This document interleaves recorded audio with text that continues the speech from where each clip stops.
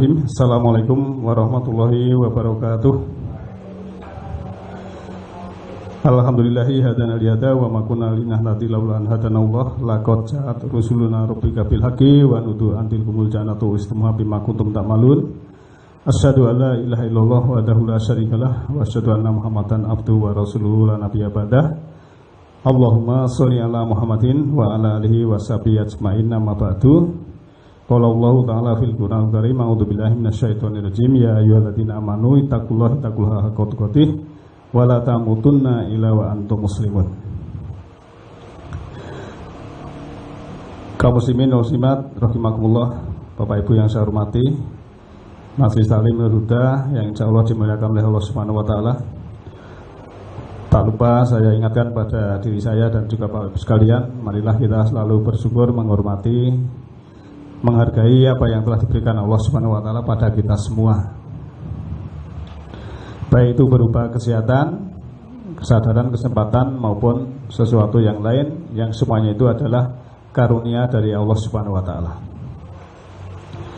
Sebagai permulaan, berulang-ulang saya sampaikan bahwa kita membaca Al-Quran sesungguhnya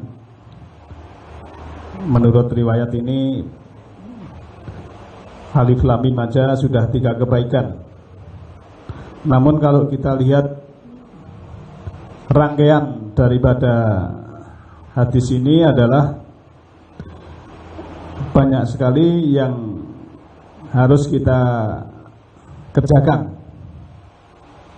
Di sini dijelaskan inna hadzal Qur'anu ma'dubatullah, bahwa Al-Quran ini adalah jamuan dari Allah. Fata'alamu mimma dubatihi mastatotum, maka pelajarilah jamuan itu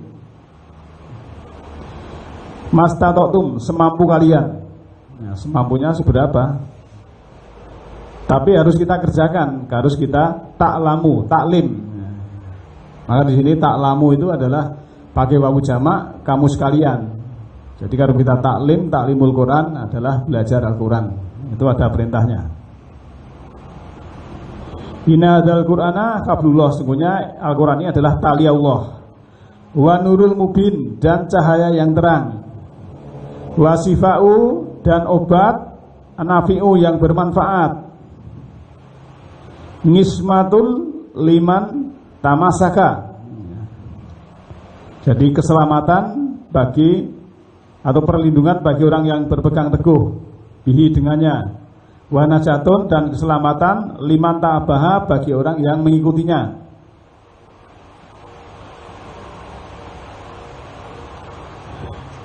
Kemudian yazighu fayastatibu, ia tidak pernah menyimpang hingga diluruskan. Wala ya waju fayuqawamu, jadi qawim itu lurus. Wala takdi aja ibuhu, dan keajaibannya ya, ajaib ini itu tidak pernah habis. Walayah luku ngan kasroti rodi, kalau diulang-ulang pun tidak akan membosankan. Fatluhu, maka tilawahlah. Fa'innallaha, sesungguhnya Allah yajurukum, memberi pahala kepada kamu, ala tilawatihi, atas tilawahmu itu, bikuli karfin asro, tiap-tiap huruf itu adalah 10 hasanatin, kebaikan. Ama ini la akulu alif lamim walakin bil alifin walamin wamim. Jadi tidak alif lamim itu 10 kebaikan, tidak, tapi alif sendiri, lam sendiri, mim sendiri. Jadi 30 kebaikan alif lam itu. Namun syaratnya ya tadi di atas ini ya, harus kita pegang, harus kita ikuti. Memang kalau dipotong yang paling belakang enak ya, baca saja.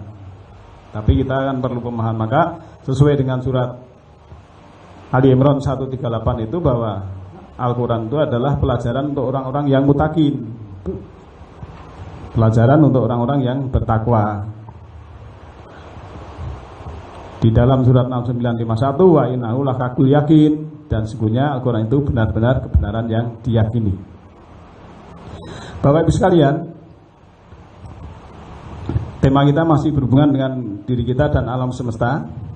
Kalau kita melihat grafik yang kemarin kita sodorkan, bahwa manusia mati 2 kali, hidup 2 kali. Sedang kita yang saat ini kita jalani adalah hidup yang pertama. Alam semesta tadinya tidak ada, dicipta, ya, seperti sekarang cipta, nanti akan dihancurkan, kemudian dicipta ulang. Karena kemarin sudah sampai dicipta ulang, lah ini yang manusia itu kemarin sudah sampai sakaratil maut, ya, sudah mati. Nah, kita akan melanjutkan mati itu ayat. Kita lihat dari beberapa ayat. Kalau sakaratil maut itu adalah pingsan akan mati, ya. Lah pingsan akan mati itu tiap orang berbeda-beda, ada yang berapa jam, ada yang cuma berapa menit dan lainnya. Tapi kebanyakan memang sakaratil itu tidak sadar. Kalau orang di ICU, Pak, di ICU itu kalau sudah sadar ya itu namanya sakaratil maut. Sakarat, jadi sukaro itu adalah pingsan, tidak sadar.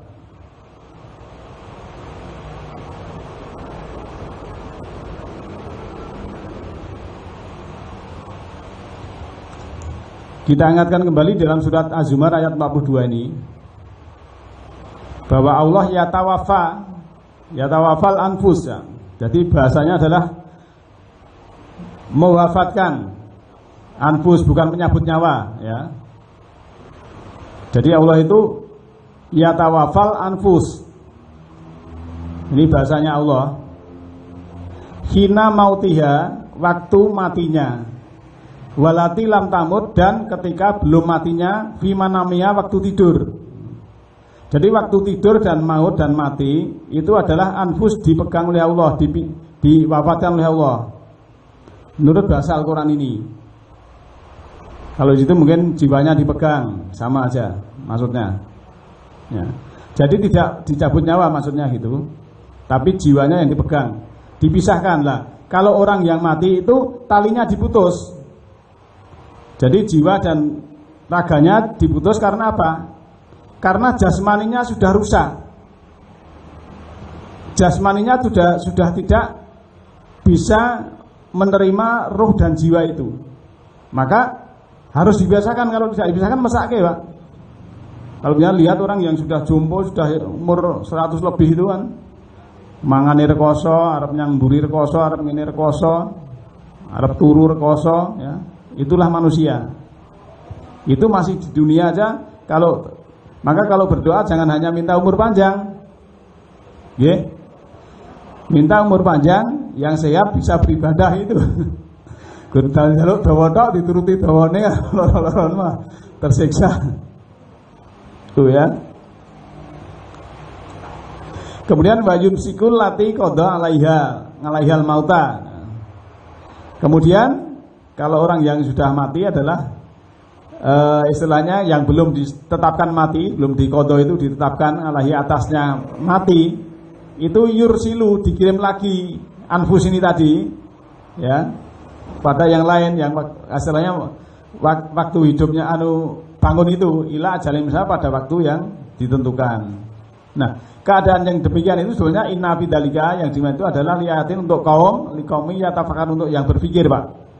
Nera mikir ke ya turu, esok tangi, ya lho wong turu ra iso tangi. 12 ya. Karena jiwanya sudah diputus oleh Allah. Maka roh dan jiwa itu bisanya jadi satu jasmani, jasmaninya tetap harus memenuhi syarat. Kalau sudah rusak ya tidak mau, namanya gitu. Nah, di situ biasanya kalau namanya sakaratil maut itu tergantung yang disandang penyakitnya, Pak. Kalau infeksi itu biasanya sakaratil mautnya ya sakitnya lama, tidak akut, itu mungkin 1-2 tahun itu mengalami sakit kemudian baru meninggal. Tapi kalau yang akut itu seperti jantung koroner, kemudian jala stroke ataupun yang hubungannya dengan penyumbatan darah, itu biasanya gejalanya tidak begitu kelihatan, tapi begitu menyerang ya akut, namanya akut, cepat sekali. Kalau yang kronis itu yang menahun, umpamanya sakit paru-paru apa TBC itu bertahun-tahun, ya.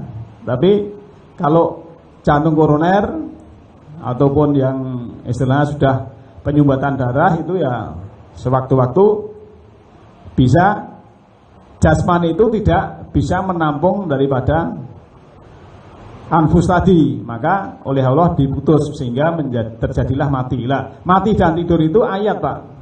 Yang namanya ayat ya, itu bisa dipahami, bisa dipelajari, bisa dianalisa, ya, bisa dipikirkan.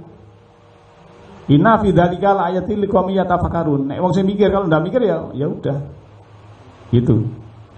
Maka nek wong Jawa antara jasmani dan anfus tadi, siangnya kerja lelah sekali, kemudian tidur nyenyak sekali, terus jiwanya melayang-layang, yang gawean, yang Jakarta, yang tinggi lah. Nah, jiwanya wis piknik kesel, arep bali, badannya masih lelah. Di situ akan terjadi kontraksi. Nek wong Jawa ngarani tindien, arep tangi, jano sadar pikirannya ning ora kuat tangi, gerung-gerung piye dan sebagainya. Itu namanya antara jasmani dan anfus tadi, jasmaninya belum siap, jiwanya dalam keadaan segar tapi jasmaninya lelah, sehingga terjadi itulah. Kalau Bapak Ibu terjadi semian, ya ora usah golek maca ayat kursi dan lain-lain, malah bingung nanti wong sadarane ya. Jadi ujung-ujung kaki, ujung-ujung jari, saraf tepi itu digerak-gerakkan, nanti akan bisa memancing jantung, kemudian bisa bangun. Nah, nanti setelah bangun jangan tidur lagi. Nanti kan tidur lagi error lagi. Cara komputernya masih masih error. Nah, harusnya melek nggo zikir atau salat tahajud atau baca. Nah, itu nanti akan sinkron, jasmani ini sudah siap. Nanti kalau tidur lagi, jasmani ini cepat lelap lagi, jiwanya masih lagi, terjadi lagi gitu. Itulah sebetulnya memang jiwa manusia itu banyak sekali pelajaran yang perlu kita maka kalau ada menghadapi mati itu kita tidak perlu takut, karena mati itu memang keniscayaan. Yang penting kita siap-siap sanguni aja. Jadi tenang gitu loh. Oh, mati itu sebenarnya gitu. Tapi kalau ada keterangan mati nanti seperti kulit sapi diseseti, kulitnya hidup-hidup, sakitnya luar biasa, itu monggo, itu keterangan di luar ayat, saya tidak bisa bahas. Tapi kalau menurut ayat, yaitu dipegang jiwanya oleh Allah, diwafatkan, ya tawafal anfus hina mautiha. Dan jadi memang, dan sebelumnya memang sakaratul maut, pingsan akan mati tidak sadar. Itu menurut ayat. Jadi memang kalau benar sudah sakit panas sekali, Pak, itu mati tidak takut, karena memang nanti terus tidak sadar, kemudian itu. Biasanya malah sing waras, sing bingung kan begitu. Yang menjalani sebenarnya nggak apa-apa. Itu loh masalahnya. Jadi dari sini kita dapat pelajaran bahwa kita harus mengerti tentang mati menurut Allah, menurut ayat kan begitu. Nah, karena mati itu keniscayaan, Pak, dan banyak sekali ayat-ayat, mungkin Bapak Ibu pernah melihat orang yang meninggal.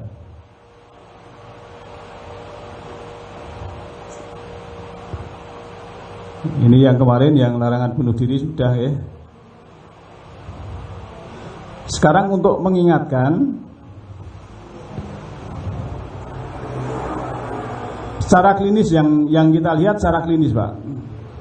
Secara klinis, triliunan sel yang menuju kehancuran itu nanti akan mati ya, karena sudah hancur, sudah mati. Jiwa dan raga manusia itu sudah tidak sinkron, sehingga jasmaninya sudah rusak, akhirnya juga jiwa itu diselamatkan oleh Allah Subhanahu wa taala.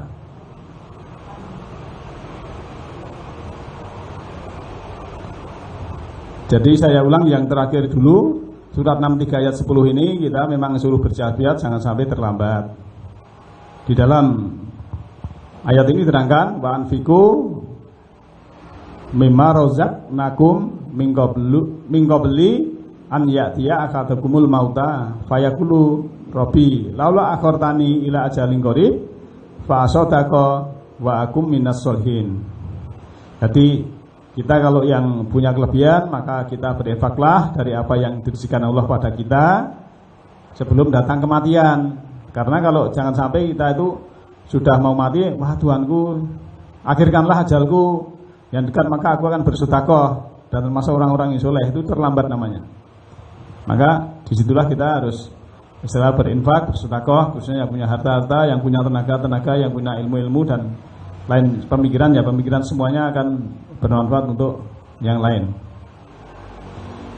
Nah, yang terakhir kemarin sudah sampai orang baik itu ada tandanya husnul khotimah, ya tanda-tandanya sebagaimana di dalam surat Al-Baqarah 132 ini bahwa Ibrahim dan Yakub itu dipilih oleh Allah.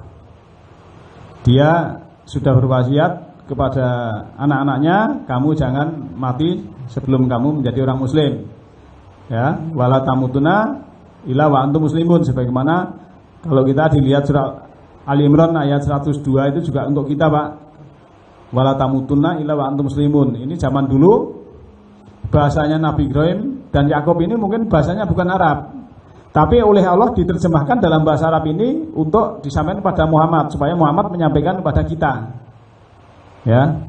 Nanti termasuk bahasanya Nabi yang dulu mungkin bukan Arab, tapi oleh Allah diterjemahkan dalam bahasa Arab, dibentuk Al-Quran supaya kita mempelajari, paham. Nah, jadi tanda-tandanya wong husnul khotimah welingane wae apik itu lho maksudnya. Aja malah meling tuwa nomor semene ya ora. Itu masalahnya. Kemudian yang ayat 133 yang artinya apakah kamu membuktikan ketika mau datang kepada Yakub, ini ketika kadoro Yakub bul mautu itqolali banihi ma ta'buduna min ba'di qalu na'budu ilahaka wa ilaha abika Ibrahima wa Ismaila wa Iskako ilaha wahida wa nahnu lahu muslimun. Nah ini jape anak-anake ya, jadi Yakub tekon karo anake, sone aku raning kowe nyembah sapa? Anake jawab, kula nyembah Gusti Allah Ibrahim, Tuhannya Ismail dan Tuhannya Iska, Tuhan yang satu, dan kami Islam untuknya. Janjane kan Ibrahim, Iska itu Nabi dulu itu kan istilahnya kan juga sama Pak syariatnya dengan Nabi Muhammad, karena Nabi Muhammad mengikuti kakeknya Ibrahim. Ibrahim menurunkan Iska ke sini, ya Yakub, Yusuf, Musa dan Isa, yang Siti ajarnya adalah Ismail sampai terus Nabi Muhammad. Orang yang husnul khotimah ikhlas menyambut kematian, tidak gelisah, tidak ketakutan, tapi tenang dan tawakal karena hatinya puas dengan perjalanan hidupnya. Jadi tidak gelisah. Sesuai dengan surat 89 ayat 27 sampai 30 itu. Ya ayyuhan nafsul mutmainnah irji'i ila rabbiki radiyatan mardiyah fadkhuli fi ibadi wadkhuli jannati. Hai jiwa yang tenang, kembalilah kepada Tuhanmu dengan hati yang puas lagi diridhoinya, maka masuklah ke dalam jamaah hamba-hambaku. Nah, jadi ini jiwanya tenang, tidak gelisah dan sebagainya, sehingga dia oleh Allah disambut dengan dikatakan jiwa yang mutmainah, yang tenang. Kembalilah kepada Tuhanmu dengan puas, dengan ridho dan diridhoi, radiyatan mardiyah. Maka masuklah sebagai hambaku, fadkhuli jannati, dan masuklah surgaku, kan begitu. Nih, dan masuklah ke dalam surgaku. Nah, sekarang Mbak, karena sudah mati, kita akan melihat kronologi kehancuran tubuh kita setelah seorang dinyatakan meninggal dunia secara klinis, Pak. Jadi, kenapa kalau menurut syariat Islam kan meninggal itu segera dikuburkan, ya. Orang ngenteni sedulure ning luar negeri nanti 3 dino. Ya, ini secara klinis dan sini bukti empiris telah dikenalkan juga di istilahnya pakar mengakui macam gitu. Ini menit pertama, saat secara klinis seseorang dinyatakan meninggal dunia, yakni saat ia kehabisan oksigen ke otak sehingga fungsi otak berhenti. Jadi otak itu sudah nggak ada oksigennya, ya, karena tidak bernapas. Itu menit pertama.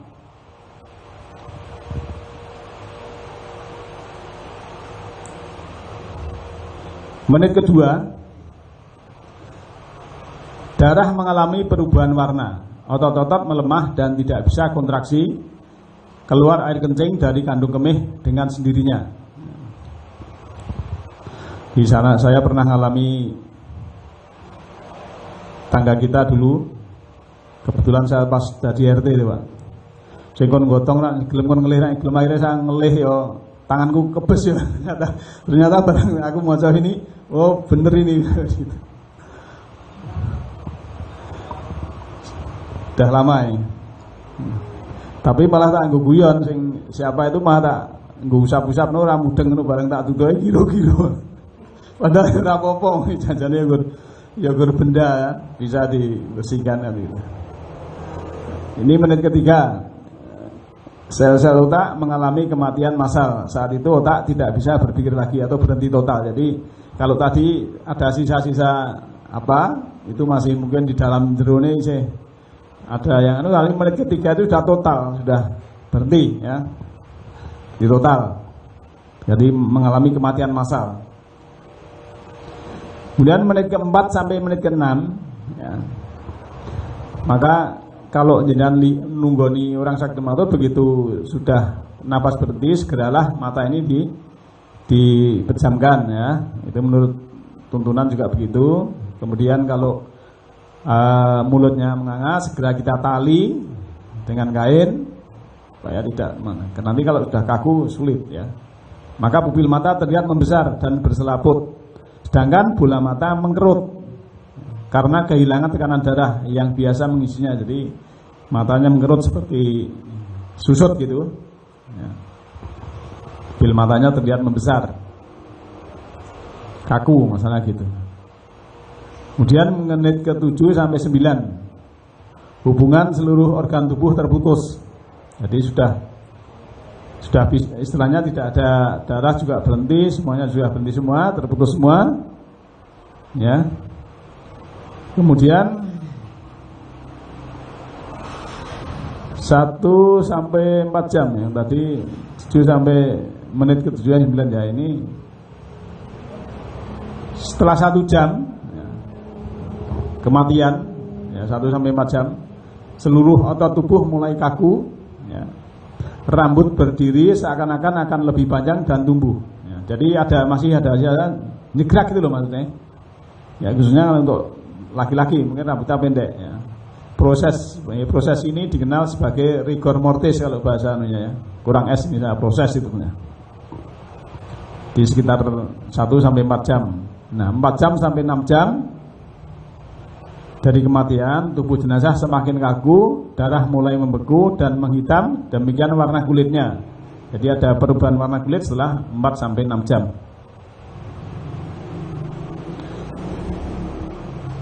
Loh koyong ini kok dipelajari ini karena kan tadi ayat Pak.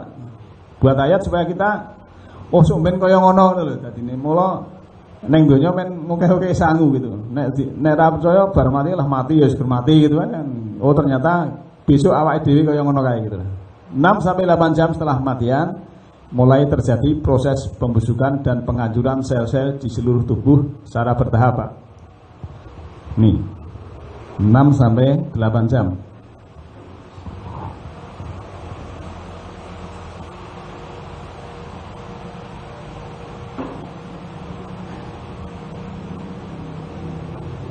Jadi mungkin sudah agak bau gitu ya. Saya pernah dulu nunggoni orang meninggal di DKR Pak. Jadi meninggal di kamar jenazah kan tahun 77 ya, sekitar 77 atau 76 itu ya. Itu dengan rumah sakit masih jauh. Jadi begitu meninggal di sana, dikirim ke sana. Lalat adoi eneng ngen kamar jenazah kula gur ijen, Pak. Ya saya belum tahu ilmu ini. Tapi saya tak ngerti yo ngerti yo ora yo tapi tak ngerti. Kok malah jinglonge dong royok. Aku tak arep metu apa so aku arep rono yo piye yo wis tak. Ya wis wong nyatane yo ora ubah. Tak kendel-kendelke ngenteni sing do arep ngedusi mriku kan itu. Dulu itu Yatno adine Yamto. Terus saya nunggu sendiri itu Pak. Tapi tadi kendel nek orang ngono ora kendel nek. 8 jam sampai 24 jam setelah kematian terjadi penurunan suhu badan secara drastis ya. Jadi terjadi apa istilahnya pembusukan, juga terjadi suhunya terjadi drastis. Jadi anyepnya nemen gitu. 36 sampai 48 jam setelah kematian kekakuan tubuh mulai mengendor. Yang terjadi ini malah sebaliknya, badan jenazah menjadi lembek, lentur. Ini sudah berapa? 3 hari ya.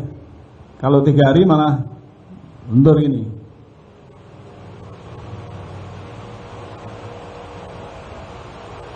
Ini yang hampir sama 72 jam, berarti ini 5 harinan ya istilahnya. Seluruh isi perut mulai membusuk, diurai oleh mikroba yang ada di dalamnya. Demikian pula pankreas mulai hancur oleh proses dari dalam. Jadi karena sudah di atas 2 hari ya, bahkan mencapai 4 hari, itulah terjadi yang demikian. Jadi memang perut manusia kan isinya kan cairan dan lain-lain semuanya, itu akan mengalami seperti ini.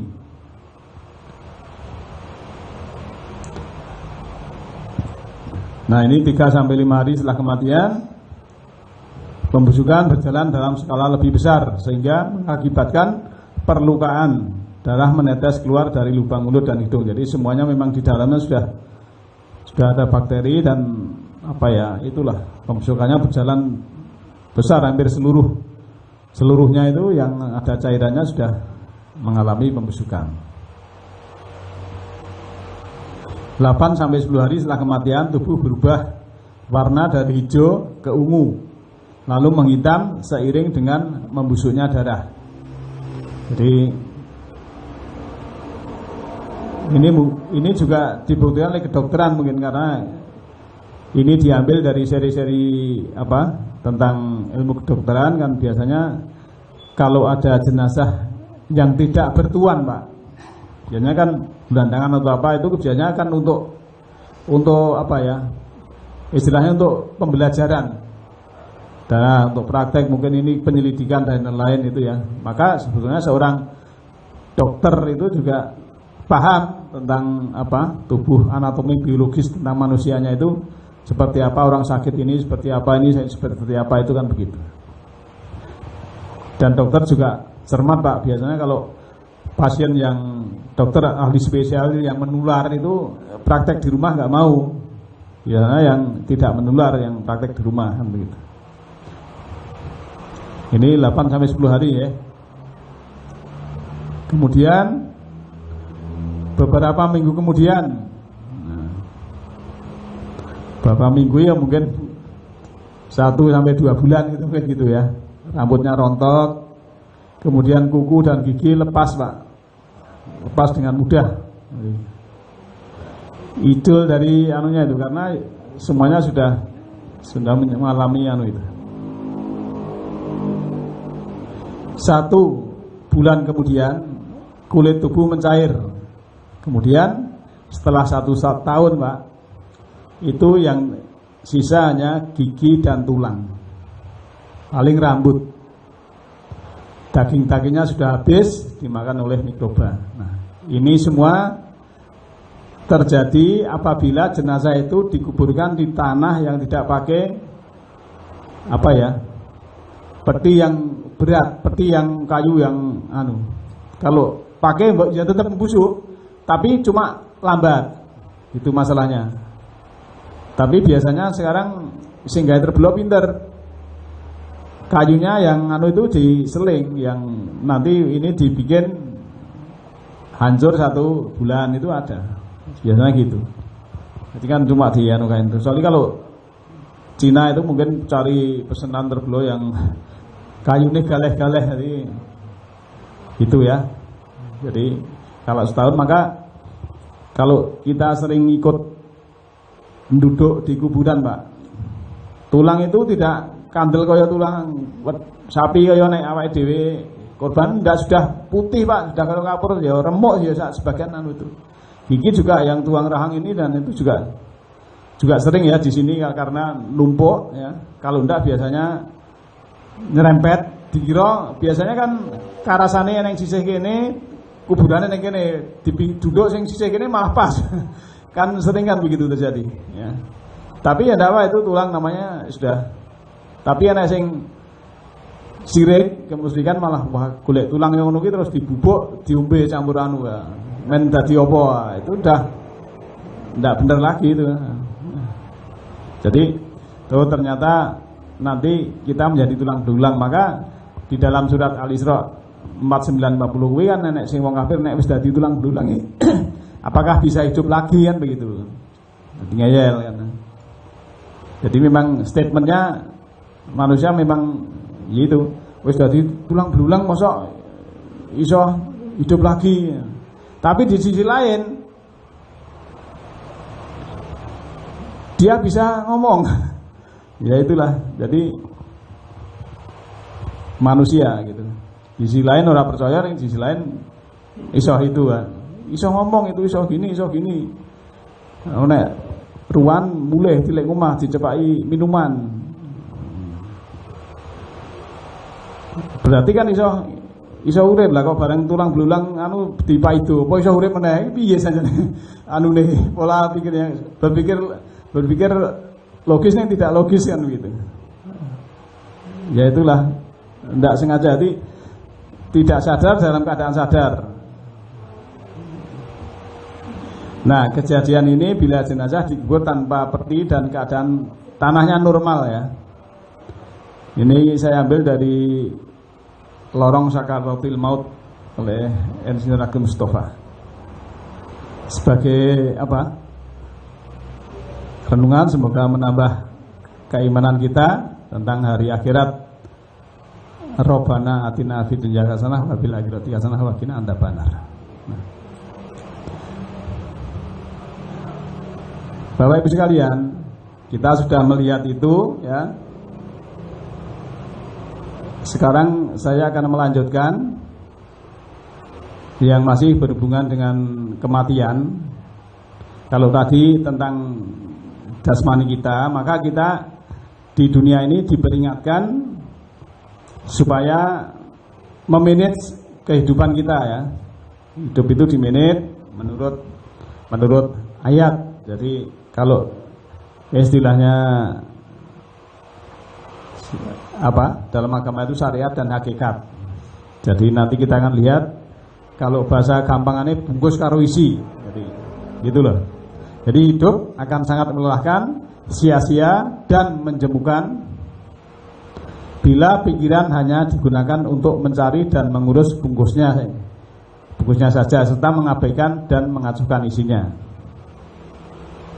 Mari kita lihat seperti apa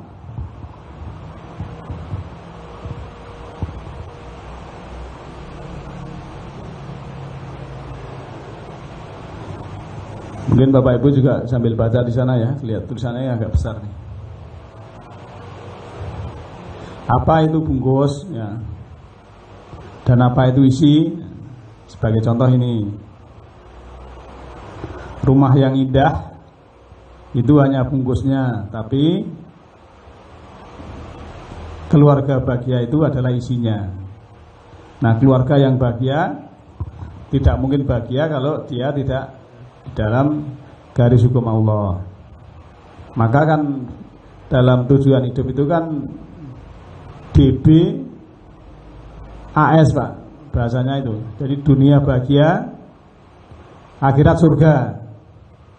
Nah, namanya bahagia itu satu adalah hidup ini nyaman, tidak, dalam bahasa Al-Quran, latahzan, tidak takut, tidak khawatir, juga wala khaufun, dan tidak takut.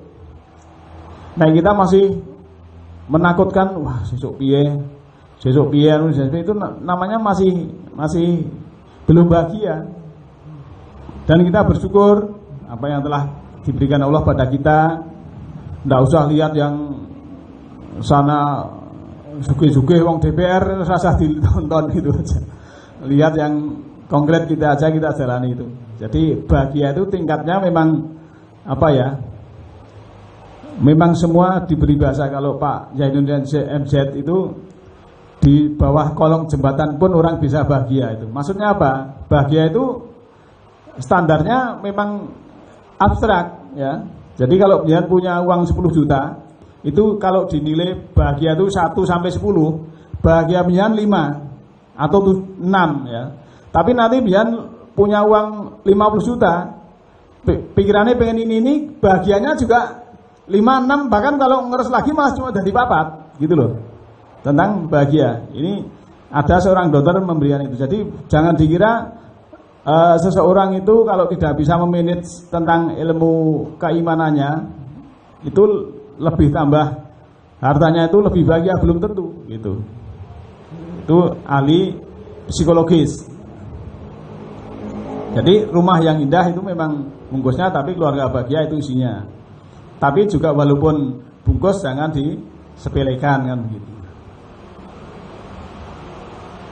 Pesta pernikahan hanya bungkusnya, tapi cinta kasih, pengertian dan tanggung jawab itu isinya. Jadi apa gunanya kalau pestanya nikah di hotel mewah, kemudian makanannya berlimpah, tapi bare malah cerah, itu kan malah percuma ya. Kemudian ranjang mewah itu hanya bungkusnya, tapi tidurnya itu isinya. Nah, tidurnya ini ya belum tentu harus di rumah tingkat kasur yang nyenyak, belum tentu loh Pak ya. Nera pertama memang tengok Pak Ciano Panto gitu.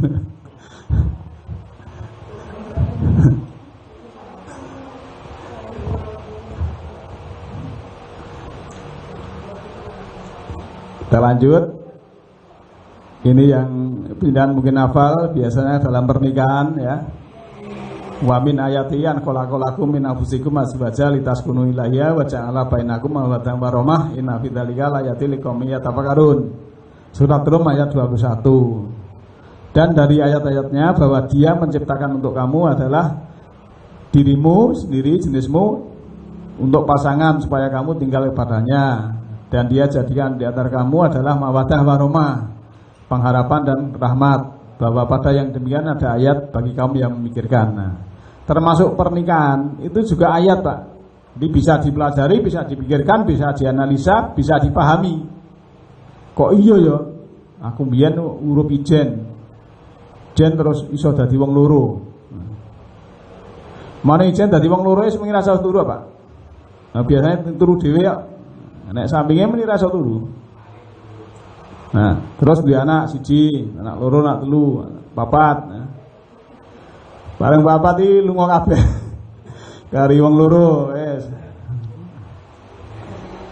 Itulah manusia, ya.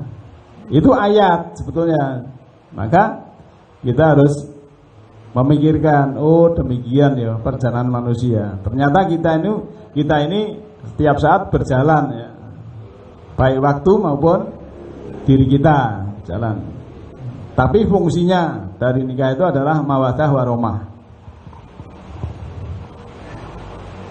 Biasanya kalau mawaddah itu ada yang mengartikan cinta biologis, kata rohmah itu cinta jiwa, kasih sayang. Berarti nek isih nom itu cintanya juga cinta biologis, kasih sayang, tapi nek wis tuwa, umur 80 wis padha 80 iku ya kasih sayang gur kaya karo kanca kae kandhane wong akhir tau.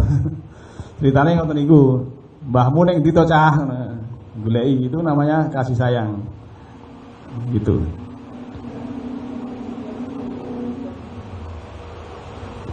Maka saya kemarin nek kelingan orang meninggal itu biasanya memang haru Pak ya. Itu waktu lebaran saya kan di tempat mertua, di sana itu di depan itu ada seorang kepala sekolah yang sudah meninggal, tapi saya punya hubungan baik. Waktu saya ke situ, si istrinya itu ya ngerti nek saya punya hubungan baik dengan si bapak itu ya.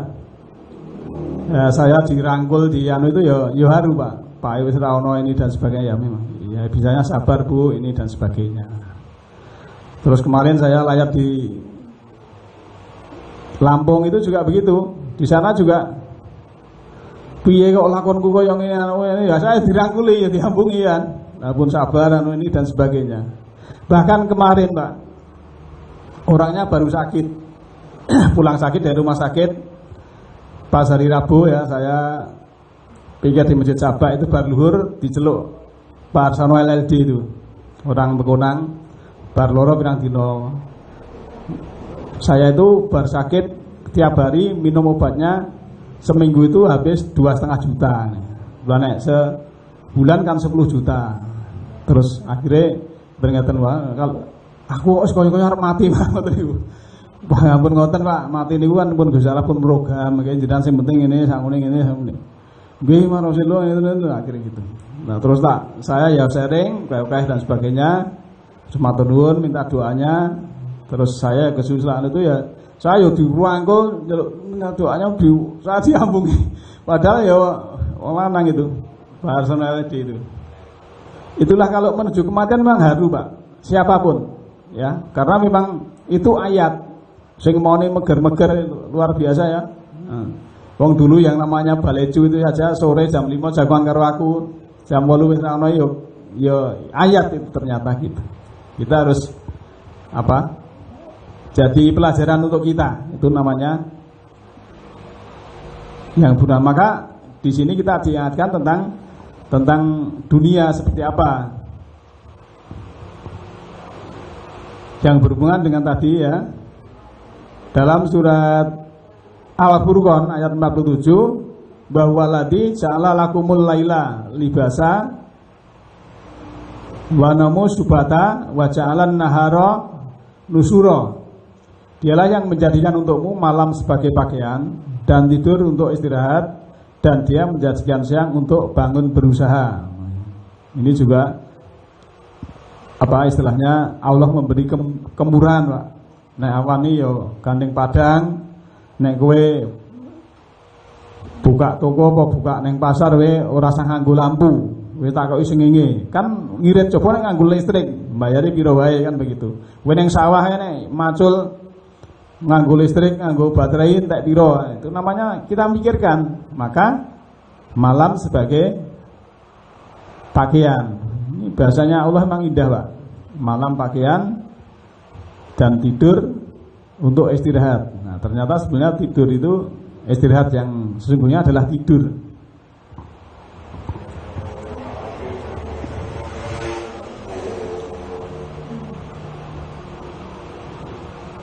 Lanjut di surat Rum ayat 23 ini. Wa min ayati manamukum bilaili wan nahari wabtigaakum min fadlihi inna fi dzalika layatil qaumi yasmaun.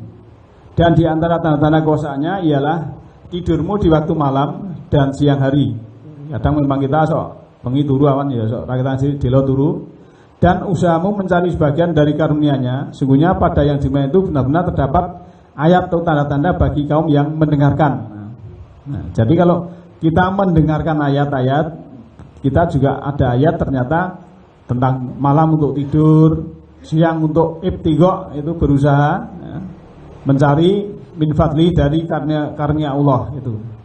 Jadi sini juga kita diingatkan supaya waktu itu bisa disesuaikan dengan pekerjaan kita. Surat 78, 9 sampai 11. Wa ja'alna naumakum subata wa ja'alna laila libasa wa ja'alna nahara ma'asya. Dan kami jadikan tidurmu untuk istirahat, dan kami jadikan malam sebagai pakaian, dan kami jadikan siang untuk mencari penghidupan. Jadi memang waktu termasuk bahasanya Allah itu bahasa yang halus, Pak. Malam sebagai bagian itu halus sekali itu. Kalau dalam surah Al-Baqarah kan suami istri adalah juga libas. Antum libasul lakum wa hunna libasul lakum. Kamu pakaian bagi mereka, mereka juga pakaian bagi kamu. Itu namanya bahasa yang halus, tapi untuk orang yang cerdas itu sudah mengerti maksudnya. Orang usah di belakangnya kan begitu. Sekarang kekayaan itu hanya bungkusnya, hati dan keluarga bahagia itu isinya. Maka syukur itu membahagiakan, ya. Ini sudah paham kita. Jadi memang perlu kita memang bisa juga kaya bukan hanya uang, tapi kaya hati juga perlu, kaya kebahagiaan sehingga kita bisa bersyukur karena syukur itu membahagiakan. Karena kalau tidak kita kena peringatan di ayat ini, Pak, ayat 104 ayat 1 sampai 9, wailul likulli humayatil lumazah alladzi jama'a malahu adada. Jadi kita diancam oleh celakaan bagi orang yang bercela, apalagi juga orang-orang yang jama'a malahu adada, yang mengumpulkan harta dan selalu menghitungkan. Yahsabu anna malahu akhlada. Dia mengira seakan harta itu bisa mengekalkan. Kala layum badana fil kutoma. Tapi ingatlah bahwa dia nanti akan dimasukkan dalam kutoma. Wa ma adraka ma kutoma. Apakah kutoma itu? Narullahi muqaddah, yaitu api yang bernyala-nyala, yang ada pagarnya, ada tonggak-tonggaknya. Alati tatoli walal afidah, yang api itu bisa menembus hati afidah, dalam arti panasnya tekan gitu ya. Innaha lahi musodah. Sesungguhnya dia atas mereka itu musodah adalah yang dipancar, dalam arti apa? Wisura sahmetu songokur fi amadim madadah, di dalam pagar yang kuat atau tonggak-tonggak, atau istilahnya tiang-tiang yang panjang kan begitu. Jadi kalau bahasanya yang baca sendiri kurang lebih artinya seperti ini, apa yang dinyalakan di situ ditutup rapat, tidak bisa karena tidak bisa keluar karena memang tonggaknya panjang-panjang. Itu bagi orang yang celaka karena suka mengumpat dan mencela, dan juga mengumpulkan harta dan menghitungnya, mengira bahwa hartanya itu dapat mengekalkannya mereka. Tapi dijambantah kala, tidak sekali-kali. Ini jangan sampai kita terlena oleh harta. Nah, sekarang kembali juga kita diingatkan, kalau tadi diingatkan tentang tidur, diingatkan tentang waktu, diingatkan tentang harta, kita diingatkan tentang makan enak hanya bungkusnya, gizi, energi dan sehat itu isinya. Dalam surat 2 Al-Baqarah ayat 168 ini, ya ayyuhannas kulu mimma fil ardi halalan thayyiba wala tatabi'u khutuwati syaiton innahu lakum aduwwun mubin. Hai orang-orang, hai manusia, ya ini ya ayyuhannas, makanlah dari bumi yang halal dan thayyib. Wala tatabi'u khutuwati syaiton, janganlah kamu mengikuti langkah-langkah setan. Innahu lakum aduwwun mubin, karena setan itu adalah musuh yang nyata.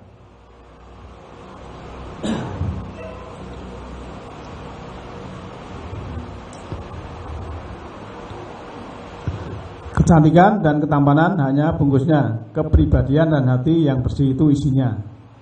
Jadi memang wajah itu juga cantik, tampan itu hanya bungkus, tapi kepribadian yang penting, dan hati itu bersih. Yang bersih itu isinya, Pak. Jadi karakter atau kepribadian. Maka Bapak Ibu sering melihat orang itu kelihatan apa ya? Kelihatan tampan atau cantik itu setelah beraction. Banyak kan di televisi, wong rapati ayu ning bareng apa? Actionnya ngomongnya lincah, wah berarti dia punya daya tarik luar biasa. Atau seorang yang tidak tampan tapi bisa action di tadi kan. Tapi anak sing ayu banget guru meneng wae rasa kan itulah namanya karakter kepribadiannya. Jadi setelah itu. Maka jangan heran kalau ya nuwun sewu, fakultas kedokteran ya, itu dengan jurusan perhotelan itu mesti beda. Bedanya apa? Orangnya kalau dulu kan saya juga pas simposium wisudanya Wati atau apa itu kan saya kan saya orang kedokteran itu ternyata tidak secantik-cantik yang jurusan perhotelan. Tapi setelah mungkin pidato setelah ini itu ternyata juga luar biasa kan begitu. Itulah maka Allahu layang duru ila suwarikum walaki yang duru ila kulubikum wa amalikum. Bahasanya begitu. Allah tidak melihat rupamu tetapi dia melihat hatimu dan perbuatanmu. Jadi yang dilihat itu hati kita dan perbuatan kita. Kalau masalah kulitnya putih po ireng, irungnya mancung po pesek, itu enggak, Allah tidak karena itu semuanya sudah dari Allah itu. Bicara itu hanya bungkusnya, kenyataan itu isinya. Jadi kita juga harus konsen dengan bicara kita. Tidak boleh hanya ngomong nanti istilahnya enggak diarani gedang wapakel, ngomong gampang lakonnya angel kan begitu. Maka harus kita betul-betul berkata yang kaulan sadida. Dalam surat Al-Ahzab ayat 70 dan 71, ya ayyuhalladzina amanu taqullaha wa qulu qaulan sadida. Hai orang-orang yang beriman, takwalah kepada Allah dan berkatalah perkataan yang benar, perkataan yang mudah dimengerti, perkataan yang baik, qaulan sadida. Kalau sudah berkata baik, yuslih lakum amalakum. Allah akan memperbaiki perbuatanmu. Wa yaghfir lakum dzunubakum, dan Allah akan mengampuni dosamu. Wa may yuti'illah wa rasulah, dan barang siapa yang taat pada Allah dan Rasulnya faqad faza fauzan azima, maka sesungguhnya ia telah mendapat kemenangan yang besar. Nah, ini juga mengingatkan kita ya. Karena nanti kita kan kalau mati ya seperti itu.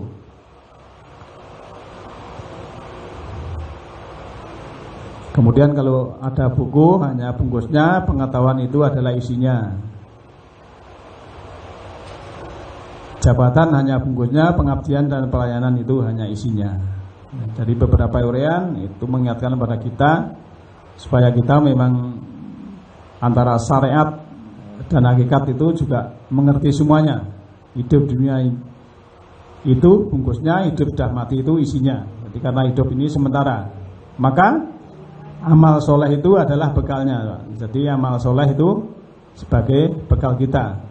Nah, maka tentang dunia, kenapa kok hidup itu kita pentingkan akhirat?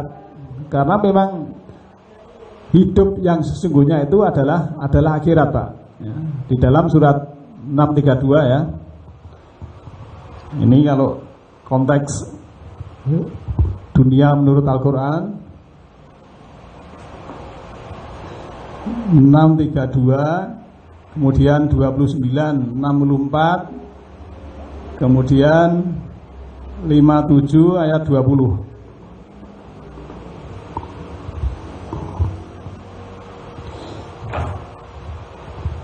Dan tidaklah kehidupan dunia ini selain dari main-main dan sendaguro belaka. Dan sungguh kampung akhirat itu lebih baik bagi orang-orang yang bertakwa. Maka tidakkah kamu memahaminya? Nah gitu. Di sini sudah jelas sekali.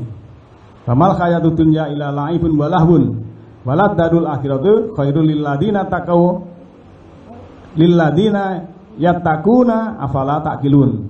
Supaya kita memahami menggunakan akal taqilun itu. Kemudian yang di Al-Ankabut 64, wa mahadil hayat di dunya ila lahun wa laibun wa inal darul akhirah lahiyal hayawanu laukanu ya'lamun.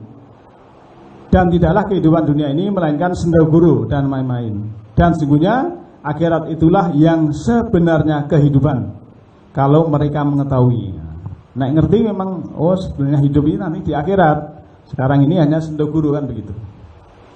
Kalau tidak mengetahui ya penting saiki kan gitu. Mbah piye carane saiki boleh itu. Di dalam surat Al-Hadid ayat 20. Ini panjang ayatnya ya. Dari atas, i'lamu inamal hayat dunya laibun walahun wajinatun watafahurun bainakum watakasur fil amwal wal aulad ya. Dan seterusnya.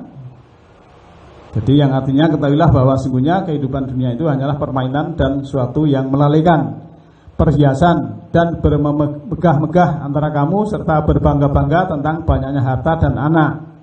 Seperti hujan yang tanam-tanamannya mengagumkan para petani. Kemudian tanaman itu menjadi kering dan kamu lihat warnanya kuning kemudian menjadi hancur.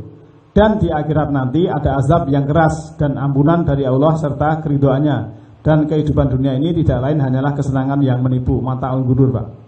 Jadi kalau bisa memilih dunia, mementingkan akhirat itu akan mendapat ampunan, tapi kalau tidak ya azab siksa Allah itu adalah keras. Jadi 3 ayat itu adalah mensikapi kita tentang dunia supaya kita bisa mendudukkannya.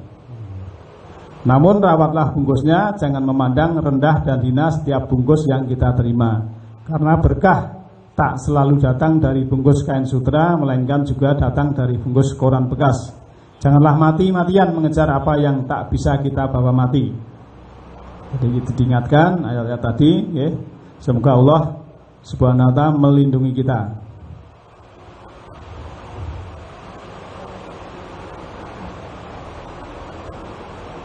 Oke, Bapak Ibu sekalian, saya kira cukup ayat-ayat yang telah kita sampaikan sebagai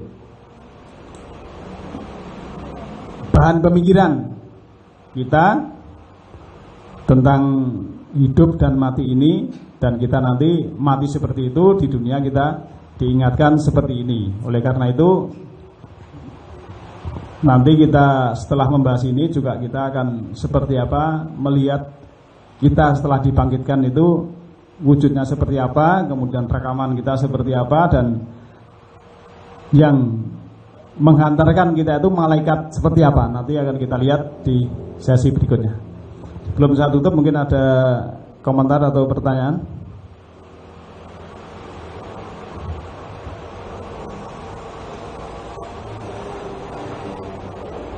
Kalau tidak ada, nanti tetap malam Jumat, Pak, karena kemarin ada teman-teman ya ada acara, maka kita ganti malam Sabtu. Demikian dari saya, mari kita tutup dengan baca hamdalah. Alhamdulillahirabbil alamin. Wassalamualaikum warahmatullahi wabarakatuh.